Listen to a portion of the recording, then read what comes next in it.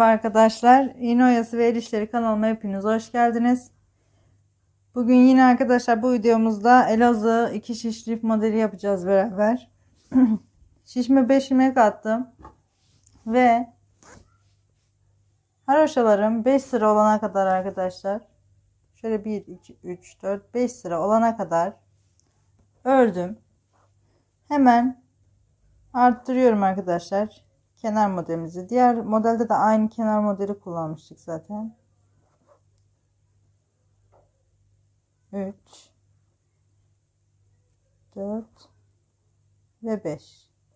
Hemen örüyorum ilmeklerimi.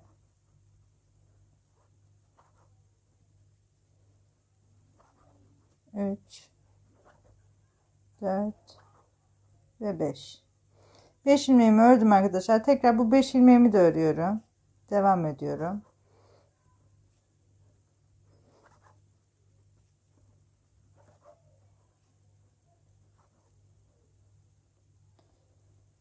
Ve arkadaşlar çeviriyorum. Bu taraftan da 5 ilmeğimi arttırıyorum.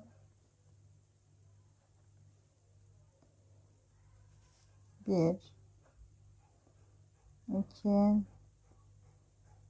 3, 4 ve 5. Tekrar ilmeklerimi örüyorum. Arka yüzdeyiz arkadaşlar. Burası arka taraftayız. 3, 4 ve 5.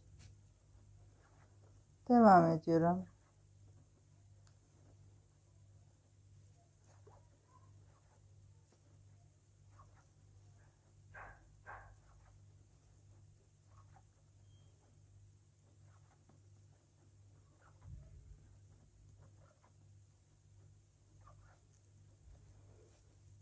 Ve tekrar çevirdim.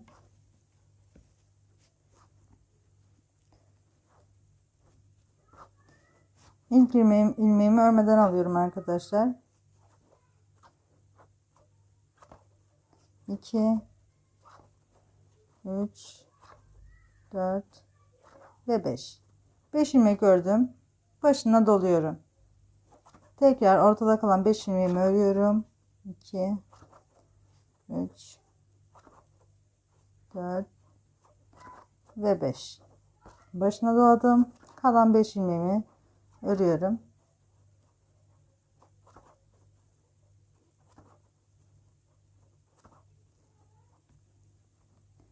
Bu şekilde arkadaşlar. Şimdi bunu arkadaşlar diğer modelde de anlatmıştım zaten bu kenar modelini. Kenar ilmeklerimiz hariç sürekli arttırdığımız için arkadaşlar kenar ilmeklerimiz hariç ortadaki kısım 23 tane olacak arkadaşlar. Ortadaki ilmeklerimiz 23 tane olana kadar yapalım. Sonra direkt modele geçişi anlatacağım. Kenar modeli anlatmaya gerek duymadım arkadaşlar. Yani eğer zorlanan olursa önceki videodan bakarak yapabilirsiniz. Dediğim gibi kenar ilmekler hariç ortadaki ilmeklerimiz 23 tane olana kadar yapalım. Modeli beraber kuralım. Evet hanımlar, 23 ilmek olana kadar tamamladım. Şimdi arkadaşlar burada hemen kenar ilmeklerimi tekrar örüyorum.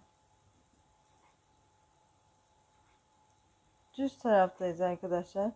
5 kenar ilmeğimi ördüm. Başına doluyorum.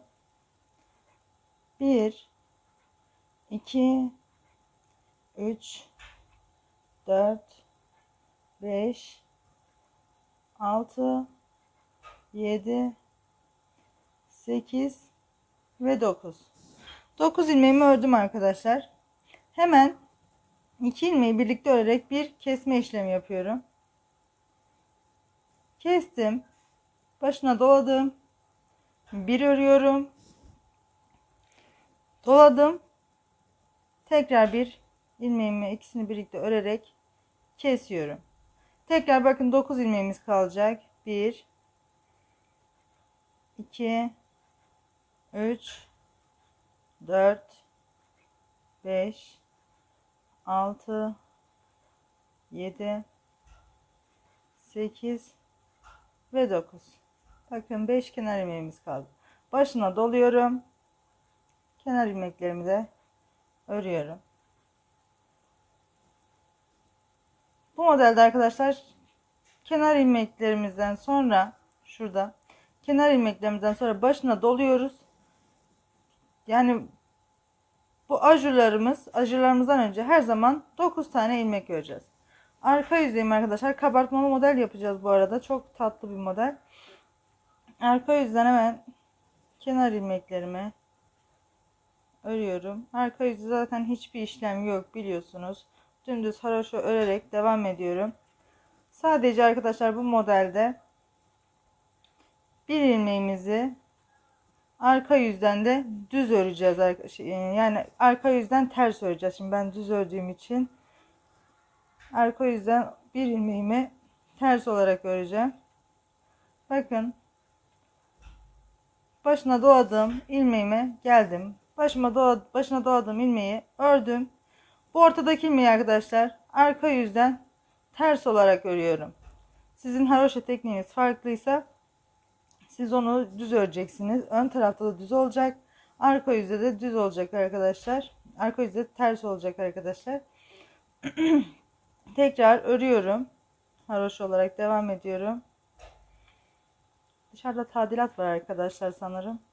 Sesler geliyor artık. Kusura bakmayın.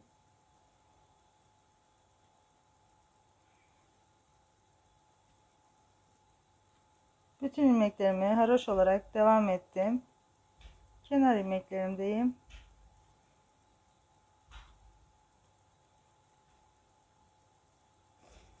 Ön yüze geçiyorum. Tekrar burada 1 2 3 4 sıra olmuş. Bunu hemen kenar ilmeklerimi kesiyorum. Şöyle 1 2 ve 3 ilmeğimi kestim. Son kenar ilmeğimi de ördüm arkadaşlar. Başına doladım.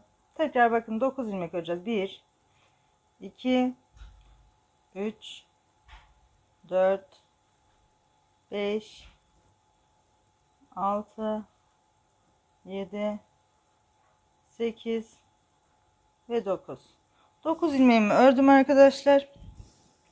2 ilmeğimi bakın hemen ajurdan önceki, yani altta zaten ajur kendini belli ediyor, ajur boşluğu. 2 ilmeğimi 9 ilmek ördükten sonra 2 ilmeğimi birlikte örerek kesiyorum. Başına doluyorum. Tekrar arkadaşlar bu defa ortadaki düzlerimiz artıyor. 2 3 düz ördüm bu defa. 3 düzden sonra doluyorum burada ve 2 ilmeğimi sonra birlikte kesiyorum.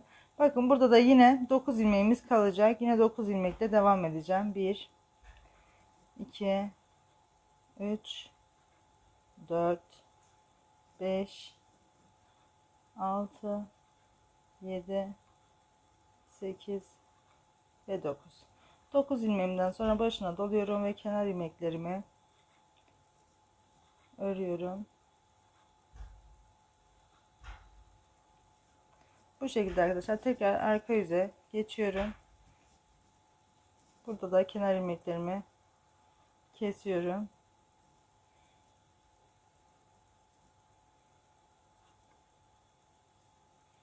İki ve 3. Tekrar arkadaşlar burada da hemen haroş olarak devam edeceğim. Ortadaki ajurlarıma kadar arkadaşlar. Ajurlarımda ortadaki ilmeğimiz her zaman arka kısımdan ters olarak örülecek. Tekniği farklı olanlar ters olarak örsün arkadaşlar. Bakın son ajurdan önce, doladığımdan önceki ilmeğimi de ördüm ve ajurlu 2 tane ördüm. 2 tane ördüm. Bu ilmeğim arkadaşlar bakın ortadan gelen ilmek belli ediyor zaten kendini. Bu ilmeğim arka kısımdan ters olacak. Diğerlerinde hiçbir işlem yok arkadaşlar. Sadece modelimizi koyduğumuz ortadaki ilmeğimiz arka kısımdan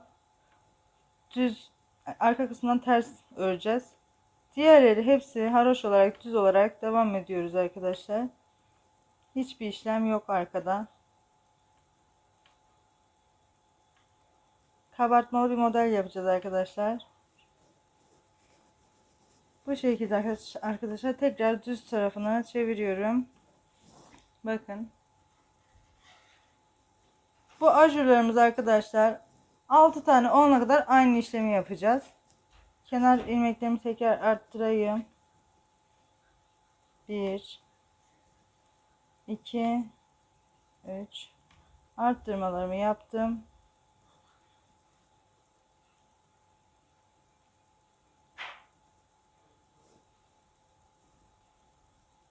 Beş ilmeğimi ördüm, doluyorum.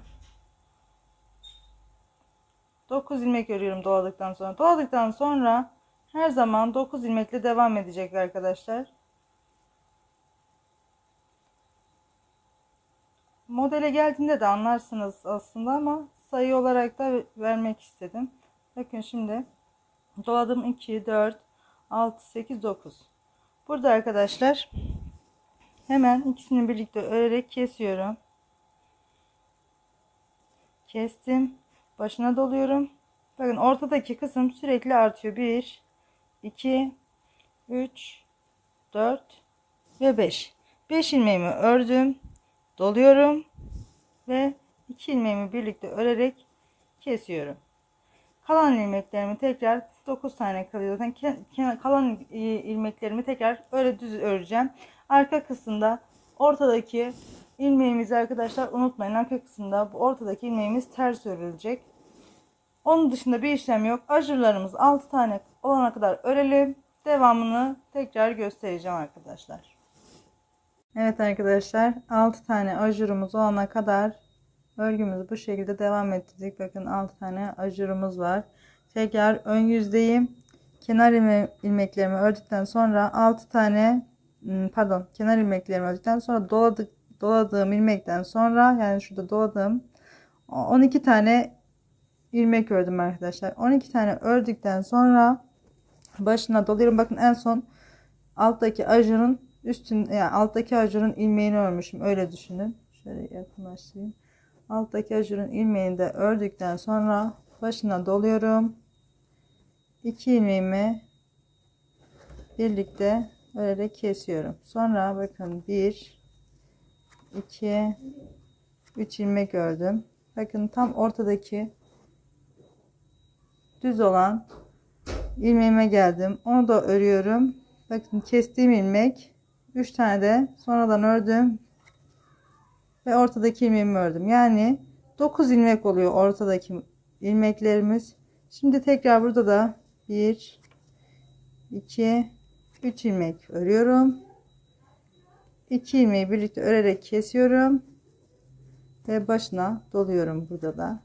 Tekrar kalan ilmeklerimi haroşa olarak devam ediyorum.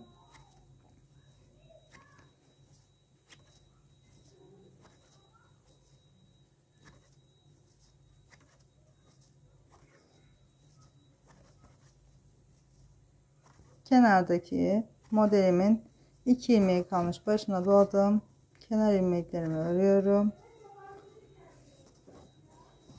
Yan tarafa, arka tarafa çevirdim, pardon, hemen yan modelimi arttırıyorum. 2 3 arka tarafta hiçbir işlem yok arkadaşlar.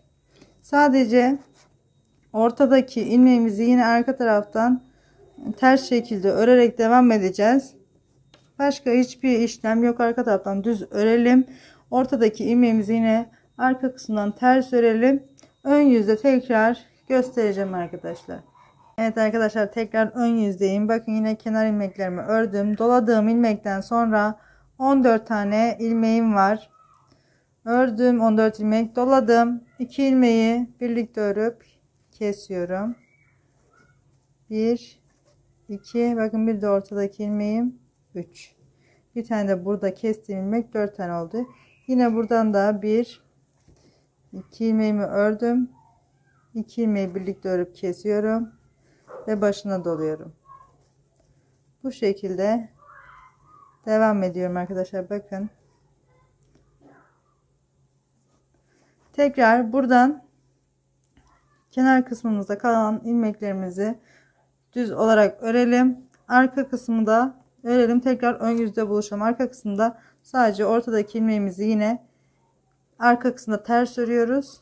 Tekrar ön kısımda devam edeceğiz. Evet arkadaşlar, yine ön taraftayım.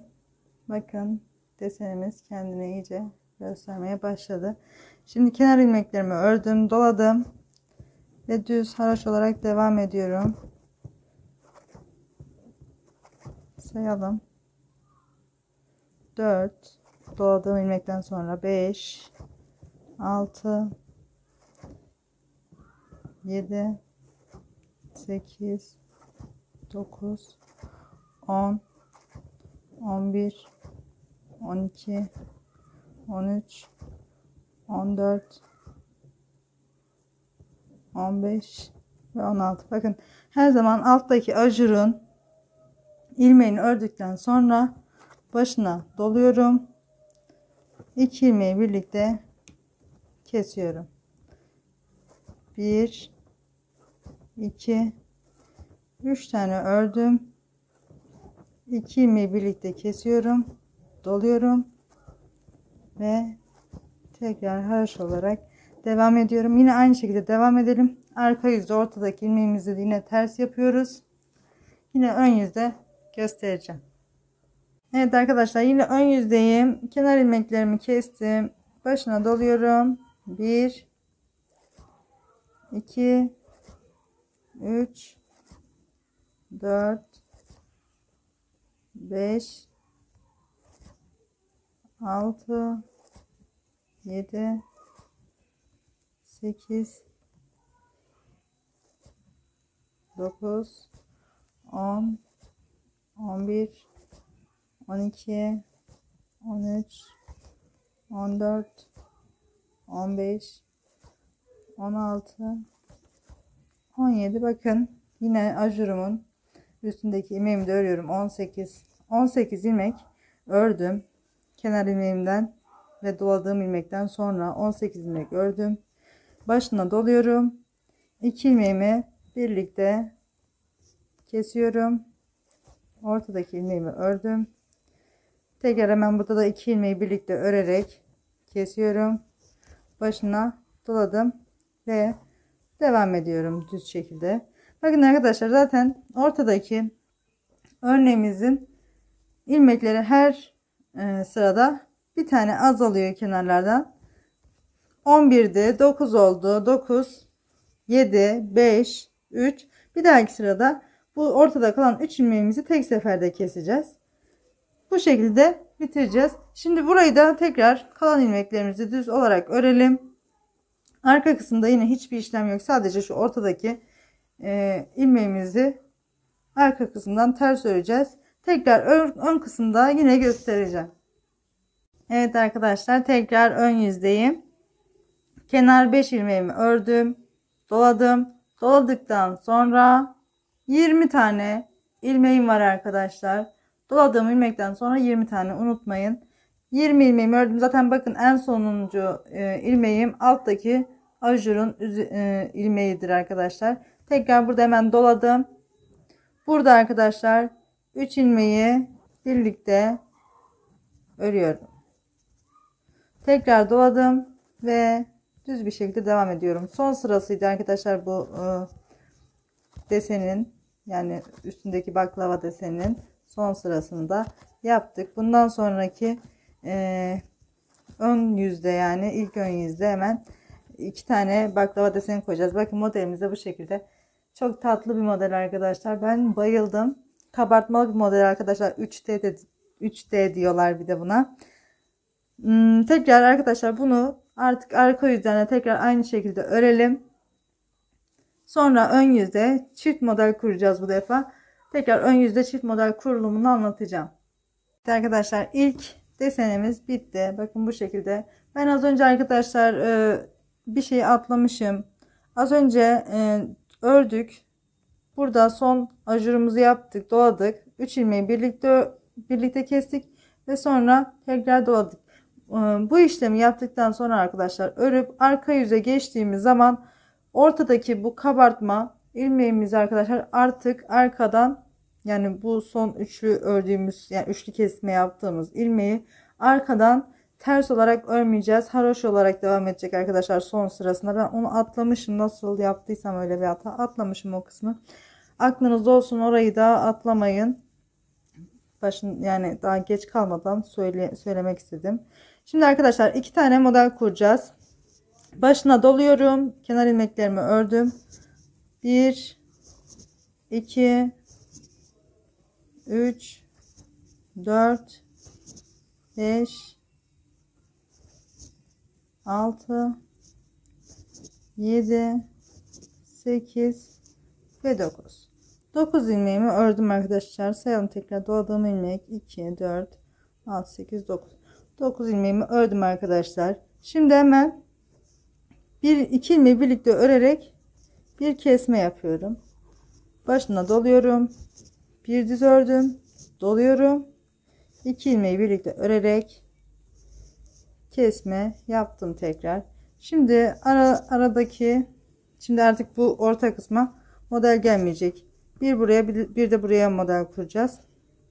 Doladım, kestim. 1 2 3 4 5 6 7 8 9 10 11 12 13 14 15 16 ve 17. Aradaki ilmeklerimiz 17 tane olacak arkadaşlar. Sayayım da tekrar, eksik fazla olmasın. Son kestiğimiz ilmek bu. 2 4 6 8 10 12 14 16 17. Tamam. 17 ilmeğimi ördüm arkadaşlar. Şimdi hemen 2 ilmeği birlikte örerek bir kesme yaptım arkadaşlar. Doluyorum. Bir ördüm, doladım. 2 ilmeği birlikte örerek kesiyorum. Kenarda tekrar 9 ilmeğimiz kalmış olması gerekiyor arkadaşlar. Şu kenar modelimizden hariç. Bakın 5 tanesi kenar modelime ait. 2 4 6 8 9 ilmeğim kalmış. Tamamdır. Modelimiz doğru bir şekilde ilerliyor demek ki. Model kurarken ben sayıyorum arkadaşlar. Her sırada saymaya gerek duymuyorum. Sizin de eliniz alıştıkça bu şekilde yapacaksınız. Şimdi kenar ilmeklerimi haroşa olarak devam ediyorum. Arka yüzde arkadaşlar yine ortadaki ilmeğimizi arka yüzde yine ters öreceğiz. Biraz şimdi bu sırada göstereyim yine. 3 5 ilmeğim kaldı. Başına doluyorum. 1 2 3 4 ve 5. Hemen bakın arkadaşlar, model düz bıraktığınız zaman şöyle biraz hafiften yukarıya doğru kabartmalı şekilde duruyor. Şöyle göstereyim. Yani yaptıkça zaten göreceksiniz. Çok şık bir model arkadaşlar. Şimdi hemen arka yüze geçiyorum.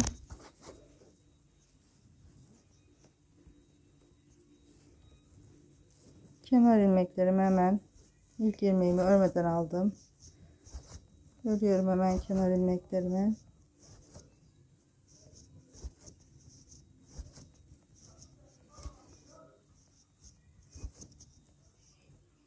Yanlışlık mı oldu? Tamam.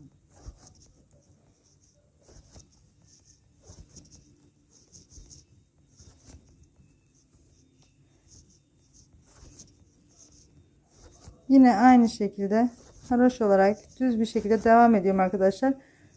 Bakın doladığım ilmeğe geldim. Doladığım ilmeği ördüm. Ortada zaten şimdi ilk başlangıçta bir ilmeğimiz vardı. Onu arka kısımdan ters olarak ördüm. Ve tekrar haroşa olarak devam ediyorum. Nereye kadar? Diğer modeli kurduğum ilmeğime kadar. Bu şekilde arkadaşlar. Yine aynı şekilde ajurlarımız 6 tane olana kadar arttıracağız. Daha sonra tekrar ajurlarımızı kapatarak baklava desenimizi oluşturacağız arkadaşlar. İki modelin arası 17 ilmek oluyor. Aklıma başka bir püf nokta gelmiyor arkadaşlar. Umarım takılmazsınız. Videonun ilk kısmını burada sonlandırmayı düşünüyorum. Artık istediğiniz boyuta gelene kadar örüp sonra kesme işlemini anlatacağım. Yani iki modelin beraber nasıl koyulduğunu anlattım. Yani bundan sonrasını artık anlatmayı düşünmüyorum. Çünkü video gerçekten çok uzuyor. Şimdi arkadaşlar bakın, diğer modelimin de ajurunu yaptım. Hemen ortadaki ilmeğimi ters örüyorum. Ve diğer ilmeklerimi de haroşa olarak devam ediyorum. Bu ikinci modelde de biraz anlatayım isterseniz. Daha sonra artık arkadaşlar boyutunu istediğimiz boyuta gelene kadar örelim. Sonra bitiş kısmını da aslında artık çok anlatmayı düşünmüyorum. Kenar modelini de bu videoda biraz anlatmadım ama artık yani kenar modeli ezberlemişsinizdir diye düşünüyorum. Yani bu modeli de isteyen arkadaşlar, lifi gerçekten yapmayı bilen arkadaşlar yani. Lifimiz bu şekilde arkadaşlar. İkinci modeli de koyayım. Tekrar beraber devam edelim. Evet arkadaşlar, ikinci desenimizi de kurduk. Modelimiz bu şekilde. Bundan sonra arkadaşlar bakın, ben bu alt sırada 3 tane ilmeği birlikte kestiğimiz zaman o kısmı anlatmayı unutmuştum, atlamıştım. Orayı da size tekrar söyleyeyim. Bakın bu son sıradayız. Son ajurdayım. Kapattığım sırada, baklava desenimizi kapattığım sırada. Bakın şimdi kenar ilmeklerimi eksiltiyorum hemen. 2 3 kenar ilmeğimi 2'ye düşürdüm. Başına doluyorum.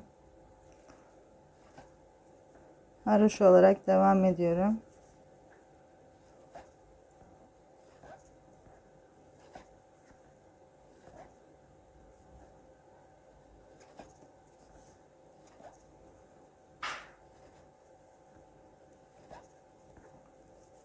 Şurada arkadaşlar doluyorum. 3 ilmeği birlikte keseceğim. Tekrar dolayacağım.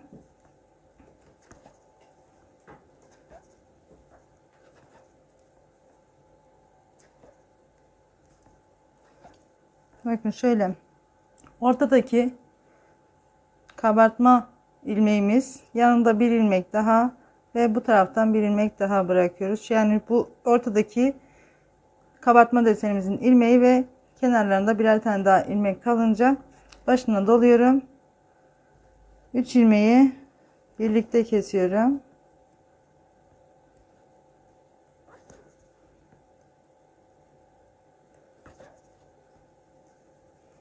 Tekrar başına doluyorum. Bu şekilde. Ve haroşa olarak örmeye devam ediyorum. Bu sıradan sonra arkadaşlar artık bu arkadan ters ördüğümüz ilmeği haroşa olarak öreceğiz. Zaten sadece bu sırada arkadan işlem yok. Diğer bütün sıralarda arkada yine bir ilmeğimizi ters örüyoruz. Bundan sonraki sırada arkadaşlar, modelde kısaca anlatayım hemen, aklınızda soru işareti kalmasın. 9 ilmek örüyoruz. Kesiyorum. 9 ilmek ör, kes, dola, bir ör, dola, kes. Arası 17 ilmek. 17 ilmek ördükten sonra tekrar kes, dola, bir ilmek ör, dola, kes. Bu şekilde arkadaşlar model. Üçüncü modeli de bu şekilde kuracaksınız. 9 ilmek, kes, dola, bir ör, dola, kes. Bu şekilde devam edeceksiniz. Modeli istediğiniz büyüklüğe gelene kadar çoğaltıyoruz. Tekrar merhabalar arkadaşlar. Ben lifimi büyütmek istediğim kadar büyüttüm arkadaşlar. Toplamda 1, 2, 3, 4, 5, 6 tane motif, desen, artık ne derseniz 6 tane baklava desenimizden yaptım. Benim için bu boyut yeterli. Şimdi arkadaşlar hemen kesme kısmına geçeceğiz ve lifimizi artık bitişe doğru hazırlayacağız. Bakın arkadaşlar, 6 tane desenimizi yerleştirdim ve 6 tane ajurumuz olana kadar devam ediyorduk biliyorsunuz ilk başta. Sonra eksiltmeye başlıyorduk modelimizi. Ben genelde hangi model olursa olsun desenimi kurduktan sonra desenin, yani bir desenin tam yarısına geldiğim zaman lifimi de azaltmaya başlıyorum. Bakın burada da 6 ajur delik artık ne derseniz, 6 tane ajurumu oluşturduktan sonra hemen lifimi azaltmaya başlayacağım. Eğer bu şekilde uygularsanız hiçbir lifinizde azaltırken sorun yaşamazsınız ya da yukarıda fazlalık kalmaz ya da eksik kalmaz.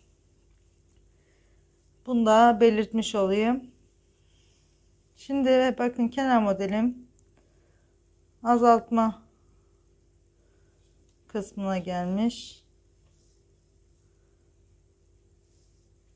Hemen kenar ilmeklerimi azaltıyorum.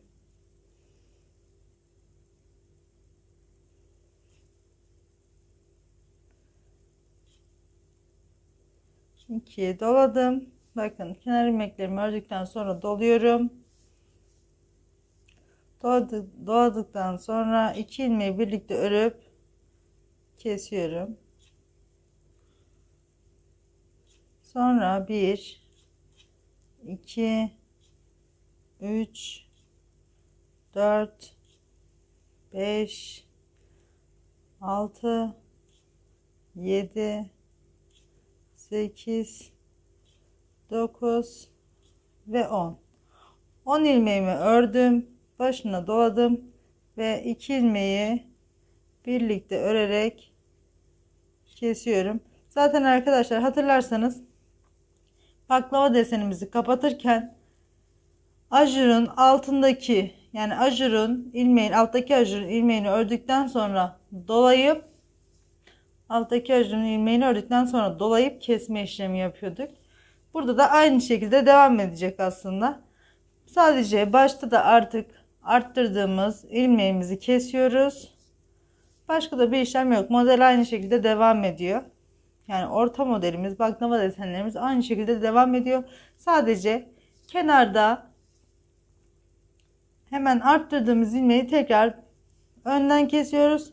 Arkadan da kesiyoruz. Sonra tekrar modelime devam ediyorum. 1 2 3 ortadaki ilmek, 1 2 3 2 ilmeği birlikte kesiyorum ve başına doladım, örmeye devam ediyorum.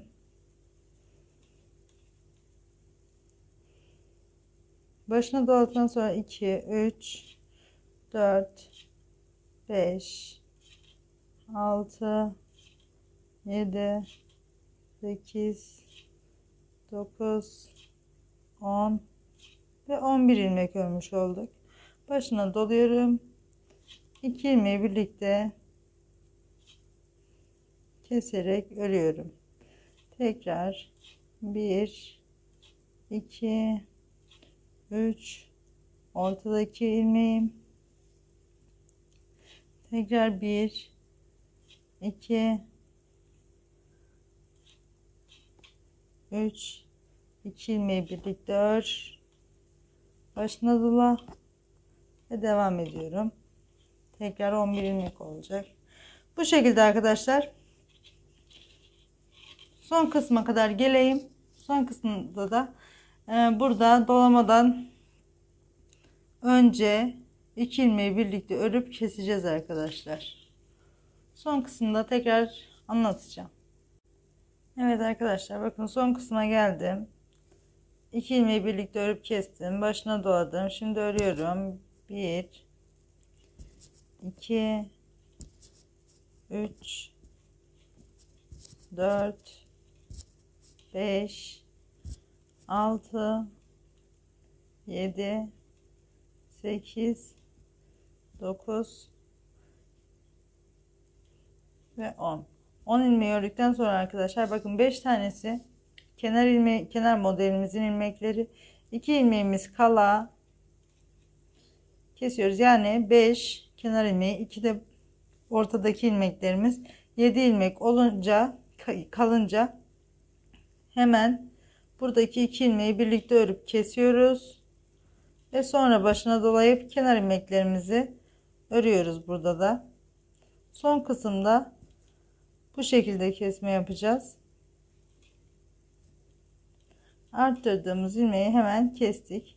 Şimdi bakın arka yüze dönüyorum. Arka yüzde hemen burada da kenar ilmeğimi azaltıyorum. 2 ve 3. Bakın burada da doladığım ilmeği örüyorum. Sonra 2 ilmeği birlikte örerek kesiyorum. Devam ediyorum örmeye. Başka hiçbir işlem yok arkadaşlar. Sadece önde ve arkada kenarlardan eksiltme yapıyoruz. Modelimiz aynı şekilde devam edecek. Bakın yine arka yüzde bir ilmeğimi arkadan ters öreceğim. Evet, bu ilmeğimi ters ördüm ve aynı şekilde devam ediyorum. Bu şekilde bu baklava desenimizi sonlandıralım arkadaşlar. Önde ve arkada kesmeleri unutmayalım. Her iki taraftan da kesiyoruz. Çünkü önde hemen doladığımız ilmeği eksiltmiş oluyoruz. Arkada da lifin tamamından eksiltmiş oluyoruz. Bu şekilde lif üçgen şeklini alacak. Modelimiz de çok güzel arkadaşlar. Çok yakıştı. Bir arkadaş bu modelin benzer bir fotoğrafını atmıştı. Benzerini de atmıştı. Arkadaşlar o da buna çok benziyor. Onu anlatmayı düşünmüyorum ama illaki anlatın derseniz de fotoğrafını videoya ekleyebilirim. O da bununla çok benzer çünkü sadece buradaki baklava deseni kapanırken buradan da yeni bir tane baklava deseni başlıyor. Fotoğrafını koyarım. İlla çok isterseniz onu da anlatabilirim. Şimdilik arkadaşlar bu kadar. Bu baklava desenimizi kapatalım. Eksiltirken de bir sıra, yani şu 5 tane olan baklava desenimizi kurarken orayı da göstereyim. Sonra sona kadar devam edeceğiz. Evet arkadaşlar, ben baklava desenimi kapattım. Bu şekilde. Bakın kenarlarda yavaş yavaş ortaya çıkmaya başladı. Şimdi arkadaşlar hemen 5 tane baklava deseni azaltırken kuracağız. Bakın kenar ilmeklerimi ördüm. 5 kenar ilmeğimi ördükten sonra başına doluyorum. Yine azalttığımız için 2 ilmeği birlikte örerek kesiyorum. Sonra arkadaşlar bakın 1 2 3 4 5 6 7 8 9 10 11 12 13 14 15 16 17 18 ve 19. Bakın arkadaşlar, burada yeni desenimizi kurarken bakın 2 baklava desenimiz burada. Biz alttakinin aynı hizasından alttakinin hizasından yukarıya kuracağız. 6 idi. Şimdi tekrar 5'e düşecek. Bir bakalım, yanlışlık olmasın. Evet arkadaşlar, 19 ilmek gördük. Sayayım tekrar. Doladım, kestim. 2 4 6 8 10 12 14 16 18 19. Evet, 19 ilmek gördükten sonra 2 ilmeğimi birlikte örerek kesiyorum. Başına doladım. Bir düz örüyorum. Başına doladım. 2 ilmeği birlikte örerek kesiyorum. Araları 17 ilmekti. Bakalım 1 2 3 4 5 6 7 8 9 10 11 12 13 14 15 16 ve 17. 17 ilmek gördükten sonra kontrol ediyorum. Evet. 17 ilmek gördüm. 2 ilmeği birlikte örüyorum. Başına doladım. Bir düz örüyorum. Tekrar başına doladım. 2 ilmeği birlikte örerek kesiyorum. Bu şekilde arkadaşlar tekrar aynı şekilde 17 ör. Kes, dola, bir ör, dola, kes. Tekrar 17. Bu şekilde devam ederek bu baklava desenimizi de bitireceğiz arkadaşlar. Kenarlardan ön yüzü arka yüzden kesmeyi unutmayalım. Artık tekrar kesme işleminde model kurmayı göstermeyeceğim. Aynı şekilde devam ediyor zaten. Video aşırı uzun oluyor arkadaşlar. İlk lifi anlatırken öyle bir hata yaptım. Bayağı bir uzun oldu ve geceden sabah saat 8-9'a kadar video yükleniyordu yani. O yüzden kısa tutmaya çalışıyorum videoları. Bu şekilde aynı 4 tane desenimizi de kuracağız. Kenarlardan azaltmayı unutmazsanız sıkıntı yaşamazsınız. Bitişte görüşelim arkadaşlar. Artık şuraya kadar geleceğiz tekrar üst tarafta da. Üst tarafta da bir tane desenimiz kalana kadar yapalım. Devam edelim beraber. Evet arkadaşlar, son desenimizi de kurdum. Bitirdim. Arkadaşlar burada şunu hemen belirteyim. Bakın alt sırada altta başlarken burada şu kenar modelimizden sonra 10 diş haroşamız olmuş arkadaşlar burada. Bu üstte de 10 diş haroşa olacak yine. Modelimizin sayıları tam geldi. Sadece dikkat etmeniz gereken şu. Benim de burada birkaç aksaklığım, yanlış yaptığım yer oldu şurada. Dikkat etmeniz gereken şu: son deseni yaparken bitti. Arka yüzden de örüp döndüğümüz zaman kenar ilmeklerimizden hariç 23 tane, yine altta 23 ile başlamıştık. Yine burada da 23 tane ilmeğimizin kalması gerekiyor. Başka yani kenarlardan eksiltmeyi falan sıkıntı yapmadan devam ettirdiyseniz eğer sıkıntı olmuyor. Sayıları tam geldi. Hemen burada arkadaşlar artık geçen videoda lif modelinde de arkadaşlar bu bitiş kısmını net anlatamamışım. Ben beğenmedim. Burada da tekrar o bitiş kısmını anlatmak istedim. Bakın arkadaşlar, ilmeklerimi kesiyorum artık. Lifimiz bitti. Normalde burada 3 ilmek kesiyorduk. Artık 5 ilmeği de keseceğim.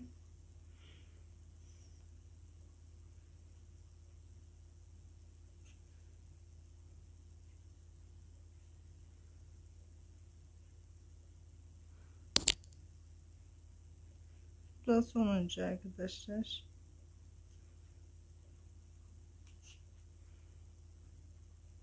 Beş ilmeğimi kestim. Şimdi hemen 2 ilmeği birlikte örerek kesiyorum. Pardon, şurada bir başına dolayacağım mı? Yok, dolamayacaktı. Tamam. 3 4 5 6 oldu. Bu 2 ilmeği de buradan kesiyorum. Burayı örerek devam edeceğim.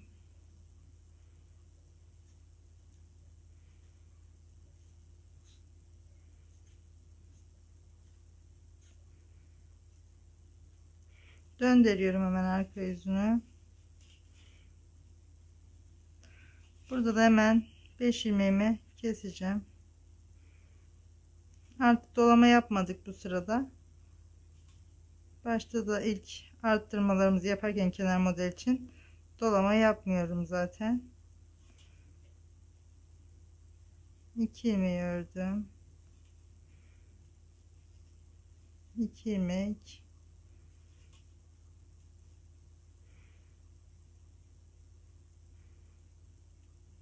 bu da 5. ilmeğimiz oldu arkadaşlar.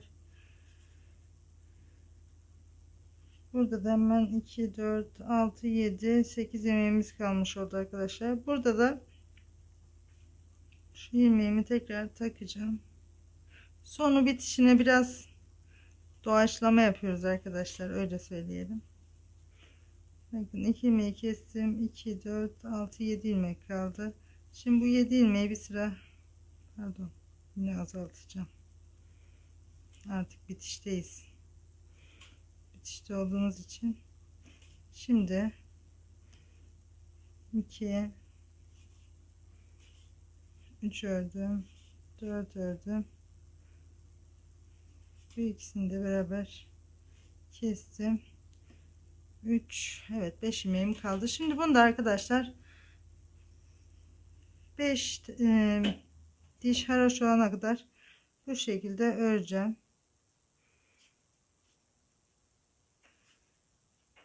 Genel anlamda sayıları tam geldi arkadaşlar. Eğer dediğim gibi şu model bittikten sonra eğer 23 ilmeğiniz kalırsa sıkıntı olmuyor. Ama benim de ufak tefek hatalarım oldu arkadaşlar. Bir ilmeğim eksikse fazlalaştırdım. Bir tane eksikse, bir tane fazlaysa bir kesme daha yaptım fazladan. Genel anlamda sayıları tam geliyor. Benim de dikkat etmediğim yerler olduğu için bir iki yerde sıkıntı oldu. Ama bu şekilde bitirdik arkadaşlar lifimizi. Burayı da bu şekilde sonlandıracağım.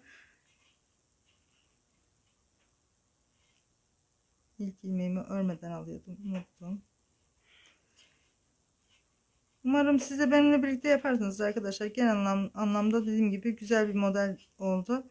Bu arada dediğim gibi diğer modeli de videoya koyacağım. Onda fazla bir farkı yok. Bu videoya bakarak aynı farklı modelde o diğer farklı fotoğrafını koyacağım modelde yapabilirsiniz. Çünkü aşırı bir fark yok. Ama yine de dediğim gibi eğer çok fazla istek gelirse anlatmaya çalışırım. Bu arada arkadaşlar, herkes bilmiyor sanırım. Fotoğrafları bana Gmail üzerinden kanalda hakkında bölümünde Gmail adresim var arkadaşlar. Oradan ulaştırabilirsiniz.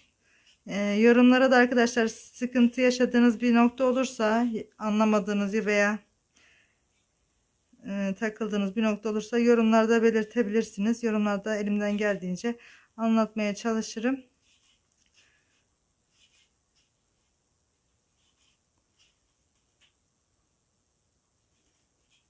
Bir sıra daha örelim.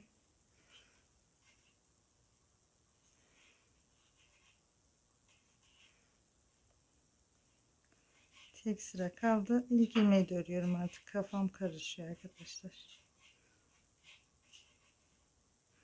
Tamamdır, bu kadar. Şimdi kesme işlemi yapacağım. Artık kapatacağız ipimizi. Ben bir tığ aldım. Tığla kapatıyorum. 2 ilmeği birlikte örerek kapatıyorum arkadaşlar.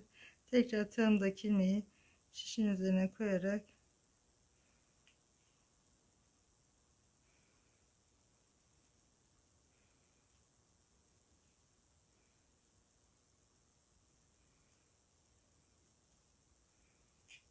bu şekilde arkadaşlar. Burada da bir zincir çekiyorum. Şöyle aşağıya doğru indirebilirim. Kaydırma yöntemiyle.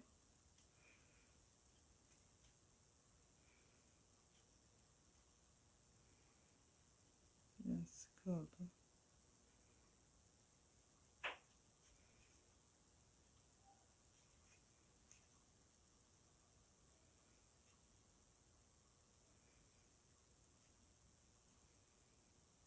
Şunu açacağım geri.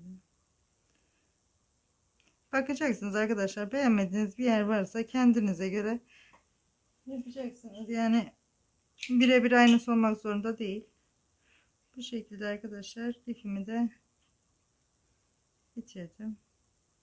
Bu ipimi de aralardan geçerek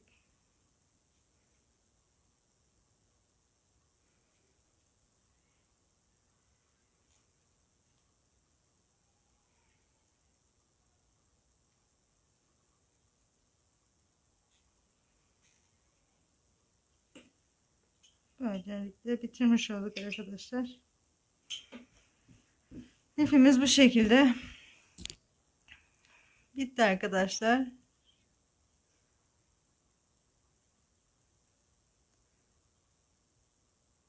Benim de arkadaşlar şunda hatam oldu. Fark edersiniz zaten ortadan arkada ters ördüğümüz ilmeği kaydırmışım. Biraz sökmedim, artık devam ettim o şekilde. Bir de şurada kenar ilmeğimden bir tane fazla eksiltmiştim. Orada bir hatam oldu ama sökmedim, devam ettim. Bir tane, hani çeyizlik yapmıyorum. Hediyelik de değildi. Sıkıntı etmedim o yüzden. Bu kadar arkadaşlar videomuz. Dediğim gibi yapmamı istediğiniz model varsa hakkında bölümünden ya da videonun altına açıklama bölümüne de bırakıyorum. Gmail üzerinden e-posta ile ulaştırabilirsiniz arkadaşlar bana istediğiniz modeli.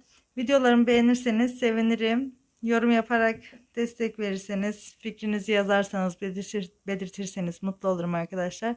Bir sonraki videoda görüşmek üzere. Allah'a emanet olun.